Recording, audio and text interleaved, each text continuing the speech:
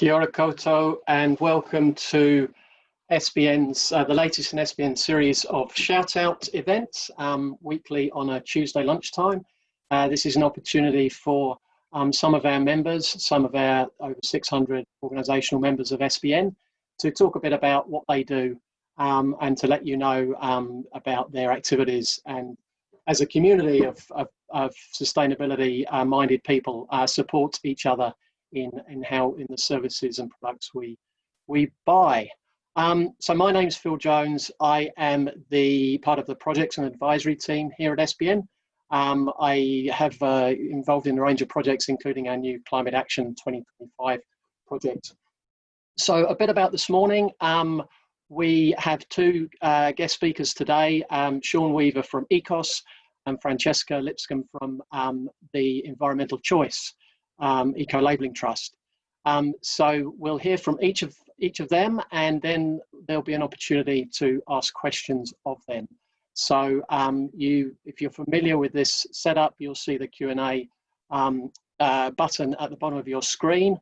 If you can use that to ask any questions, that's what we'll be monitoring.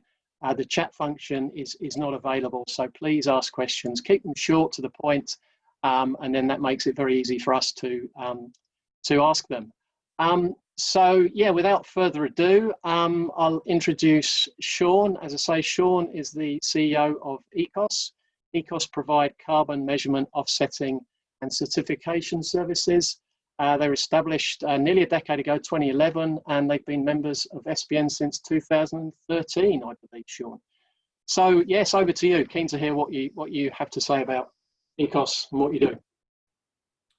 Yeah, thanks a lot, Phil. Hi, everyone. Sean Weaver, Ekos. Ekos, we are essentially a climate change campaigning business that are doing our best to make a contribution to supporting the transition to a low-carbon economy, as well as helping to build climate-resilient landscapes, both in New Zealand and the Pacific Islands. Our main sort of approach is to work in the field of market-based mechanisms for sustainability and for climate change mitigation and adaptation. And the reason why we focus on market-based mechanisms is because there simply isn't enough money in the world in the grant funding space or the taxpayer funded space to support and to fund all of the work that needs to be done to build a low carbon economy, as well as a climate resilient landscape and economy. The costs are just far greater than the public purse can afford and that grants can afford. So, and yet there's a lot of money available in the private sector to do this, which is why we are tapping into that through market-based approaches, including impact investment. So in a market, there's a demand side and a supply side. On the demand side of this equation, we work with businesses and individuals to help them go zero carbon. So this is with carbon footprint measurement and developing a smart carbon reduction plan, and then also supporting businesses to buy carbon offsets for going zero carbon and certifying that zero carbon outcome. We have a strong focus on small and medium businesses, but we also work with larger businesses as well. And we work internationally, but most of our clients are in New Zealand. On the supply side of the business, we work with rural communities in New Zealand and the Pacific Islands to develop forest carbon projects that are, on the one hand, taking carbon dioxide out of the air by sequestering that into trees and storing this in forests, but also we are particularly focused on projects with strong biodiversity and sustainable land management outcomes. So in the Pacific Islands, we work with rural landowners to protect and grow new native forest. And this helps to build climate resilience for those communities in the face of ever increasing cyclones and floods. And providing a revenue stream for these communities instead of revenue stream from wood, then it's a revenue stream from carbon credits. In New Zealand, we also have a strong focus on native forest establishment and protection through carbon projects in various parts of the country, working in partnership with sometimes Maori communities and sometimes non-Maori farmers and landowners. So we're essentially a farmer's forester. We work with farmers to identify parts of the farm that could be better placed in carbon farming and that would help the biodiversity and the water quality and reduce erosion.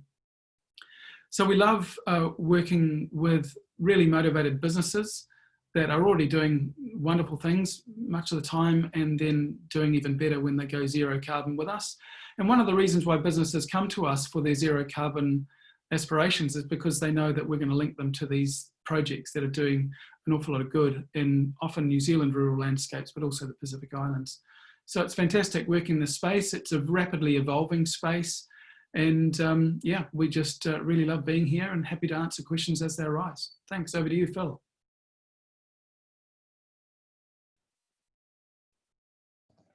Thanks, Sean. Very, very good. Yes, good. Really, really interesting area, as you say, essential. You know, essential part of this overall move to a low carbon economy. Maybe I'm not sure, you know, how familiar people will be with the process of issuing credits. Could you maybe give a bit of a quick, you know, summary of how that process works and who you work with? Sure. Basically, we work in the voluntary carbon market. So there's kind of two types of carbon market. There's a voluntary market and there's also the compliance market. And I like to communicate this by saying it's a wee bit like rugby union and rugby league. To the untrained eye, they look like the same game, but they're actually quite different from each other. So, you know, rugby union might be the metaphor for the compliance market, and that would be, say, the New Zealand Emissions Trading Scheme buyers who have to buy because the government has required them by law to buy carbon credits. Whereas rugby league, as the metaphor would hold it, like the voluntary carbon market is a market where buyers don't have to buy. The government's not commanding them to buy or go zero carbon. They're voluntarily doing this. So because we're focused on the voluntary buyers, we operate in that voluntary market. Now, on the supply side of that market, from the carbon credit point of view, these buyers can acquire and use either carbon credits from the compliance market, like the Emissions Trading Scheme, New Zealand units, so long as you manage the cancellation of those units in a very specific way. But they can also buy carbon credits that are produced in the international voluntary carbon market. And when I founded Ekos, I am a forest carbon accounting geek, and have developed voluntary carbon projects in the Pacific. And these voluntary projects use international carbon standards to quality control and quality assure the process. And the carbon credits in that space are issued, we use the world's leading voluntary registry, which is based in New York, called Market Environmental Registry, Market M-A-R-K-I-T. And that's where those carbon credits are born, and also where they are retired and cancelled. Whereas if we're working in the New Zealand space, we're typically working with producing carbon credits in the emissions trading scheme through reforestation efforts, but cancelling those credits on the New Zealand registry. Cool. You know, what's the state of the voluntary market, you know, globally and in New Zealand? How healthy is it as relative to recent years?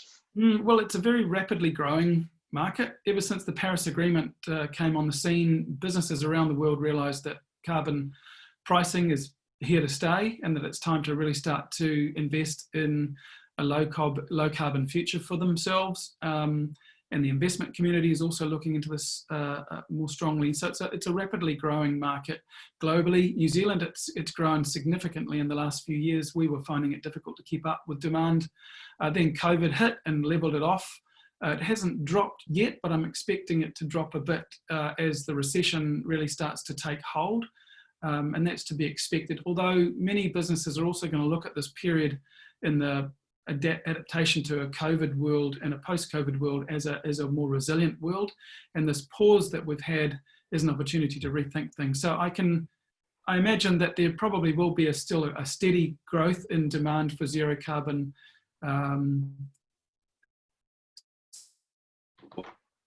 especially the fact that carbon means a carbon emission reduction plan, which is most of the time an efficiency plan for a business. So, it's a really good time to be increasing those efficiencies. So I'm expecting that market to consolidate and to continue growing. Mm. And so as Ekos, you kind of, provide a package in terms of the measurement side, advice on reduction and then offsetting as well. Going back to the ETS, and that's sort of the difference between the two market types, where emissions, there is emissions pricing built into some of the things we buy, like, the fuel we buy, electricity and the like, domestic air travel. How does that link to the voluntary system and, the issue of kind of double, paying for the same emissions twice potentially? Yeah, that's a very good point. Essentially, the international voluntary carbon market culture, and this comes out of international standards, these are voluntary standards, so they're like standards for voluntarily having high quality goods and services that you get ISO certification for example. So those voluntary standards have tended to define zero carbon and carbon neutrality along the lines of take 100% responsibility for your emissions yourself, irrespective of what governments have asked you to do. And so clearly we are paying a bit more for our electricity because those companies that are producing electricity from fossil fuels are passing that charge on to us as customers. So we're partly paying a carbon charge there. And when we go zero carbon, we're also measuring our electricity footprint and essentially offsetting it again. The thing is, it's not 100% offset when we pay that carbon charge to the government necessarily anyway, because it gets caught up in the New Zealand national carbon accounting and the intergovernmental carbon accounting. And that's a bit of a minefield when you try to integrate the two things together. And I think that for that reason, the voluntary markets have tended to say, look, zero carbon means take 100% responsibility for your emissions. And because you're paying a bit extra for your electricity anyway, then of course that's an over delivery of good behaviour, if you like. Now, after the Paris Agreement kicks in, come 1st of January 2021, I think there's likely to be a bit of rethinking about this, and I certainly welcome that because some clarity around that would be very good.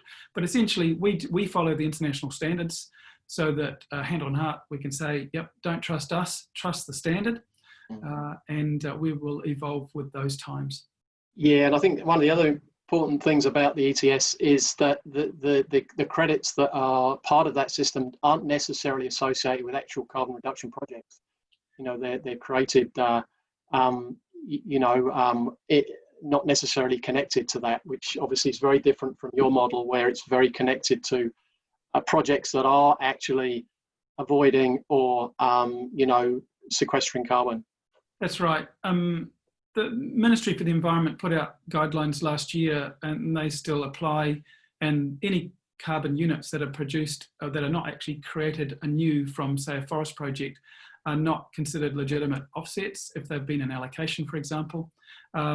Also, with our projects, we think permanent means permanent, and so we require our projects to take on a permanent covenant to protect those forests long term, whereas the emissions trading scheme has a 50-year time horizon, which you can renew. But we're conscious of the need for that integrity, and so we're essentially over-complying with the... Yeah, sure. Related question from Karine, who's joined us today, is what is the price difference between the two, the voluntary and regulatory markets? Yeah, the voluntary market pricing globally is hugely variable. It depends on where the project is and what kind of project and what scale of project. So for example, a very large scale industrial energy project, let's say it's a big hydro dam being built in China, the carbon credit pricing for those credits, in order for that carbon revenue to do its job at that in that energy project might only be $2 or $3 a ton. Whereas a project that saves orangutan habitat in Indonesia might need to be $40 a ton, US dollars, in order to enable that project. and that's wholesale pricing across the world. So the projects that we build and support in the Pacific Islands are essentially run on fair trade principles. So we need to make sure that the projects are delivering those benefits to those communities. So we want to get as high prices for those landowners as we can. But if we push it up too high, then it goes beyond the price point that people are willing to pay in terms of New Zealand businesses buying those credits. So that essentially they vary, but we try to maximise the benefits to the landowners, fundamentally because we want landowners across the Pacific and New Zealand to be growing and protecting forests left, right and centre. And they're only going to do that if the economics are really working for them. Yeah, and you mentioned about working with farmers, and that's seen as a great opportunity to kind of plant up some of those marginal lands on farms, particularly in the high country and sheep and beef farms. Yeah, is that how do you see the prospects for that within the voluntary market space? I see a huge potential growth area, mainly because many of these lands are hard to farm, and that's why farmers might be thinking maybe we should retire them, because they're also sending a lot of sediment to stream, and maybe they're only profitable to farm because of all of those externalities that they're sending downstream. So there's a large part of New Zealand that needs this kind of fix. But because these projects are a little bit tricky compared to large-scale industrial forestry projects, the market currently is not fixing that problem. So there's a market failure right now, in that the carbon market isn't creating an industry at the moment of massive reforestation of these erosion-prone lands. So one of the things that we're doing in Ekos is to try and fix that market failure by designing essentially a fair trade impact investment model to enable us to go to scale, but in such a way that it's actually farmer friendly, because the other way of going to scale is to do these whole farm conversions to forestry and to make rural communities become ghost communities. And we're not interested in that at all. So it's a very much a community-based approach, and I see a lot of growth potential in that space. Yeah, great. Yeah. I've just need to wrap up very, very quickly. Another question in terms of the different types of tree species and how effective they are in sequestering carbon. Just brief comment on relative sequestration rates. Sure. Essentially, the big difference in the two types, natives and exotics. Natives grow very slowly, exotics can grow very quickly. Because natives grow very slowly, the carbon credit factory that you create when you build a carbon forest produces carbon credits at a very slow rate, and that can mean that the project won't actually cover its own costs and won't be self-sustaining. So if you want a self-sustaining native forest, which is what we want, then you typically have to use exotics somewhere in the equation, either introducing some exotics to each hectare to drive the carbon engine, to create your carbon fuel so that it'll drive properly, or to link a native-only project with an exotic project in another location, so that the finances between the two can be linked, so that you can get the exotics to fund the natives. But without that, you're on a very, very struggling Right. struggle. Anyway, thanks, Sean, very much. I could talk about this all day, but unfortunately we've got to crack on. So thank you very much for your time, and good luck with what you're doing. Very important work. Thanks, Phil. See you later. Cheers. Okay, now we have Francesca Lipscomb, who's the General Manager of the New Zealand Ecolabelling Trust, who administer the Environmental Choice New Zealand eco-label, which you may well recognise.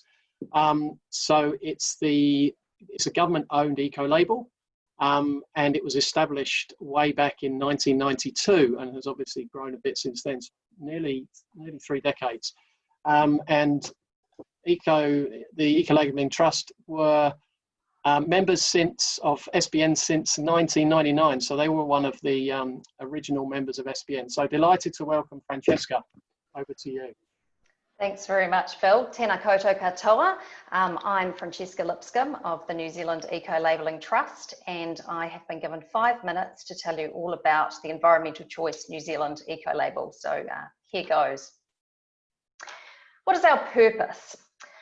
We are here to help businesses to demonstrate their commitment to sustainability.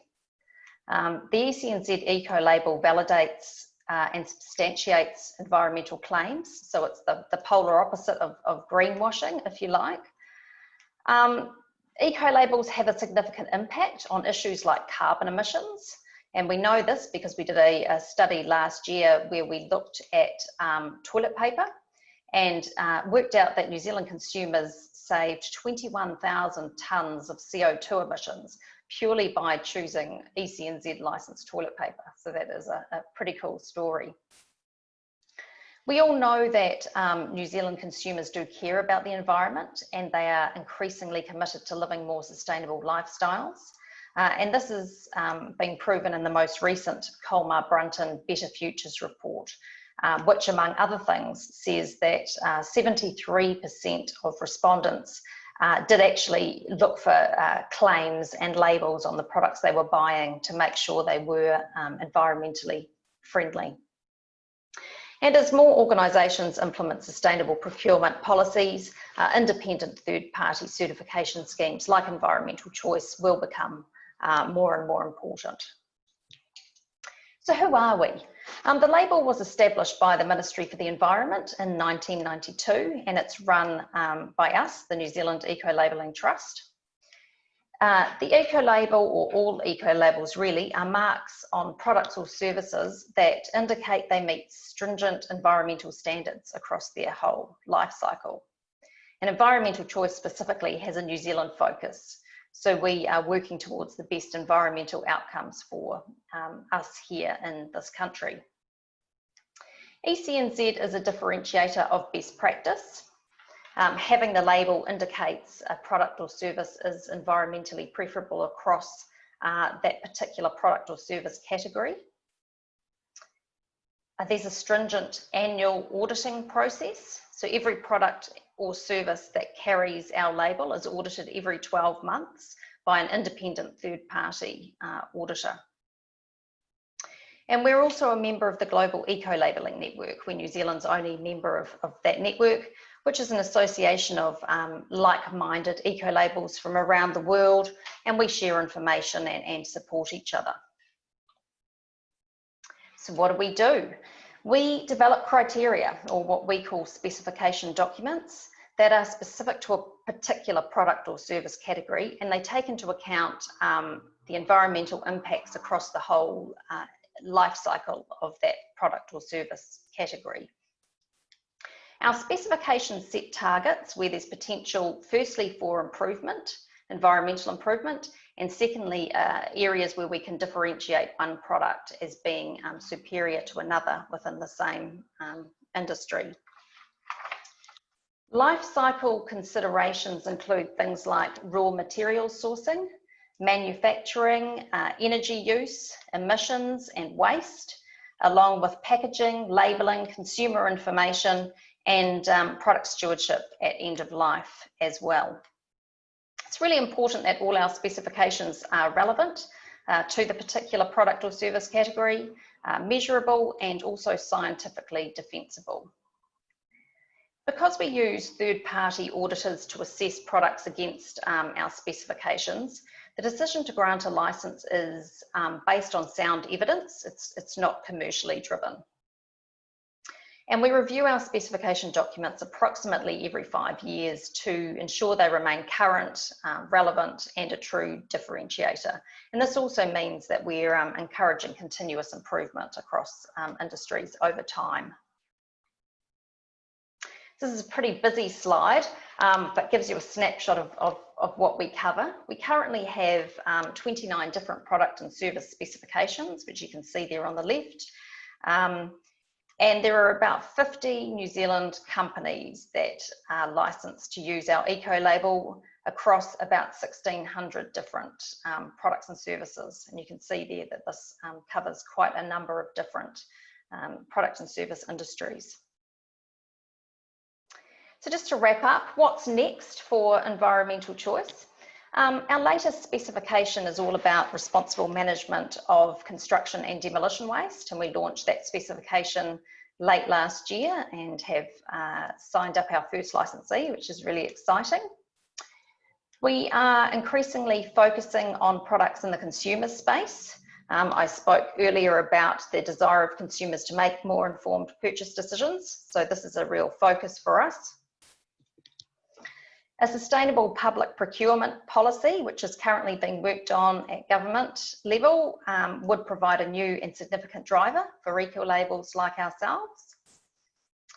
And then we also regularly review specifications, our existing specifications, to see whether they warrant updating in light of any changes in the market.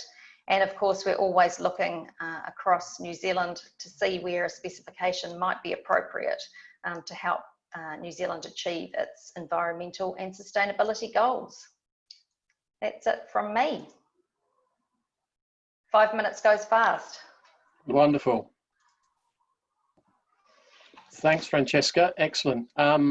Yes, really, it's always something I look out for when I'm, looking in supermarkets on labels and stuff. Is your logo. Has a lot of, very robust, as you describe. I'm interested. You mentioned. I'm interested in how the value add, basically, that those who go through your process and have the label on their product or service, whether there's been any quantification of what that means to them, the value from a business perspective. Yeah, we're in the early stages of looking at that, I guess. I mentioned that we had done this study on carbon emissions in toilet paper. So we did a study last year on a couple of environmental factors across a couple of products, and they did show that there was really significant savings that came from having an eco label. That process is quite time consuming and costly to gather that information and get those data points, but it's something we will continue to do. I think that the real value add for organisations is that they can be assured that any environmental claims they're making have been checked and audited by an independent third party. So we know that people care, we know that people are looking for these claims, and marketers know this too. So there are lots of, you walk down the supermarket aisles and you can see all sorts of claims being made, and if you've got an independent, a reputable independent third party label like ours, then you can rest assured that you won't be, that you can be held to account for those claims. Yeah, cool. We've had a question from Emma relating to that, in terms of, is there any publicity around the labelling and what it means, how to make it easy for consumers to differentiate between, the robust label you have and some of these sort of less robust claims that are made. What is there out there, and do you think it's sufficient? There's not a lot out there that is, I guess, trustworthy, and it's certainly an area where we're focusing on. So look, there are lots and lots of labels and claims out there. It's a really saturated market, and it's a challenge for us to get cut through and to educate consumers on exactly what our label stands for compared to some of the others. And look, I'm not saying we're the only reputable label out there. There are a number of labels doing really great things. And we could all certainly be doing a better job of communicating what they stand for to consumers, and it's definitely part of our strategy going forward. Cool. A related question from Jane was, how does your process link with other, robust accreditations like Energy Star, water efficiency ratings, carbon labels? How does that link together? Yeah, well, that all feeds into what we do. So those labels or ratings are all single issue. So they're all looking at something very specific. As you saw with that diagram of in my presentation, we look at it, we take a life cycle view of a product or service category and look at all of those areas where there's potential for environmental concern. And where an organisation has gone through carbon zero, or where they have an ISO environmental management system, or any of those things, that is certainly taken into account when we go through and do our audit. So very often an organisation who's involved in some of these other labels and schemes has already gathered quite a bit of information that will help support them getting an environmental choice licence. And another question here in terms of how do you approach companies can get a label for a single product or a certified as part of their overall business, but promote themselves as certified without specifying those details? So I guess that's where maybe, they're only a small proportion of their overall business might have a label, but they over leverage, the value from that single label. Yeah, our label does apply specifically to products and services. So an organisation does have, is allowed, I guess, to label only a number of their products or services. They don't need to label their whole offering. And we are pretty strict about how the label is used. And one of the areas we focus on in those annual audits is that the label is being used only in relation to the products that carry it. And we do audit that. Having said that, it would be great if all of our licensees were talking about the label a whole lot more. So I'm never going to be overly critical of somebody promoting the fact that they have an environmental choice label. It's certainly something to brag about, but we are very strict about how the physical label is used. It has to have a license number underneath and the relevant product specification, and it can't be used to appear as though the organisations, all of the organisations' offerings have the label. You mentioned, the example of the toilet paper and the 21,000 tonnes reduction in carbon emissions. So obviously, as part of your process, you do quantify, different aspects of, different environmental impacts, including carbon. Related question here, there is a rise in businesses and consumers looking at carbon labels as a de facto environmental label. And does that miss, some important environmental impacts if there's too much of a focus, say, on just carbon? Yeah, without doubt. So look, watching your carbon really closely is obviously very important, but so is where you're sourcing your raw materials from, the waste that you're generating as part of the manufacturing process, the packaging and consumer information on that end product. There are many, many areas in a product life cycle where there is potential to do harm and conversely to reduce your negative environmental impact as well. So carbon is an important part of what we do, but it's certainly not the be all and end all. A related question in terms of carbon emissions is noted that cement was one of your specifications, and given what we know about cement production, it's quite a very high carbon intensity. Yeah, how does the scheme kind of cope with those types of scenarios where you've got an inherently quite impactful product or service? Yeah, what's the decision making around that? Yeah, before we develop a specification, we do a feasibility study on the product category, and there are certainly product categories where we feel we just don't have a role to play.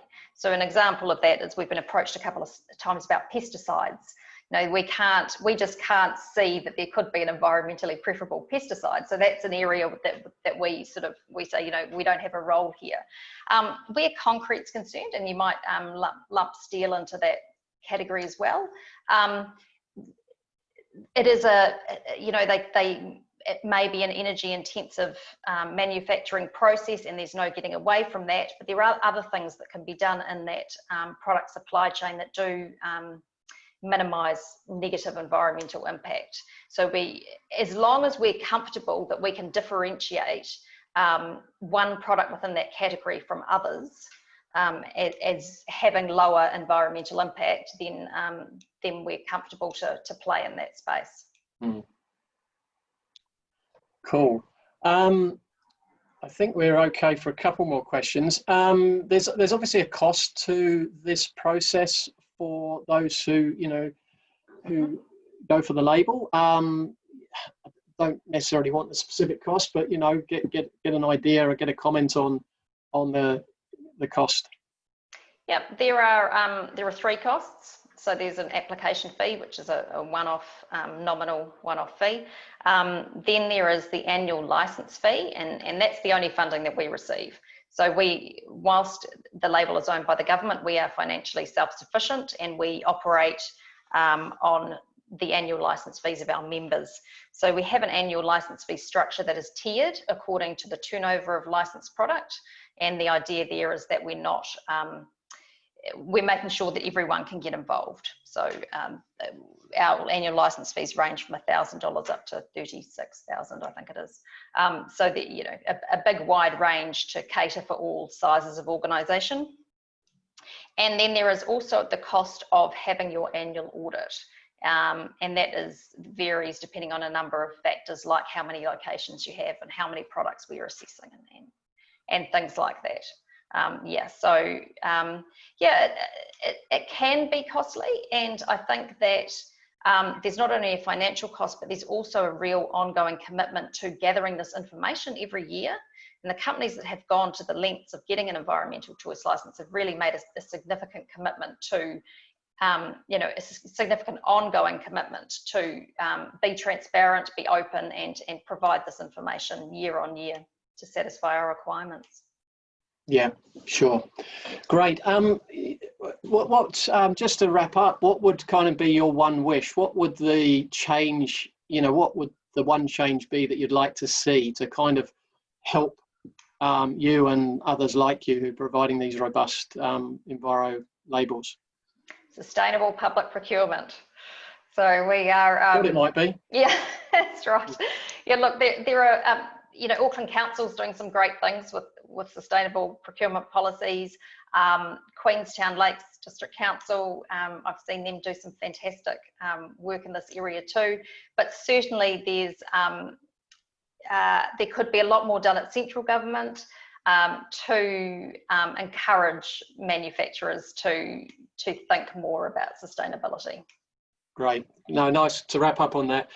That's an area that we're, you know, as SBN, we've been, you know, involved in for a number of years. And I think there are positive signs coming out of some parts of government that Yep. is, you know, moving in the right direction. Hopefully, you know, that will, you know, be more tangible outcomes from that process soon. Yep.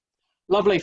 Well, great, Francesca. Thank you very much. Thank you. Really good to hear that. So, just to wrap up, yeah, thanks again to Sean and Francesca. Really interesting to hear their perspective. So hopefully we've managed to answer the questions that came through, or they've managed to answer the questions that came through.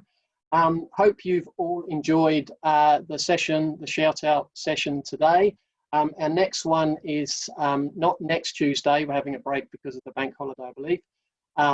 And the next one is on Tuesday the 9th, and that will feature 2 of our members, the Formery and Stansborough. So yeah, please look out for that, and also our many other events that we run. So look at our events page on sustainable.org.nz. You'll get an update on all many events that we run and the others that we help co-promote. So yeah, thank you very much, and have a good afternoon, and see you again soon. Cheers.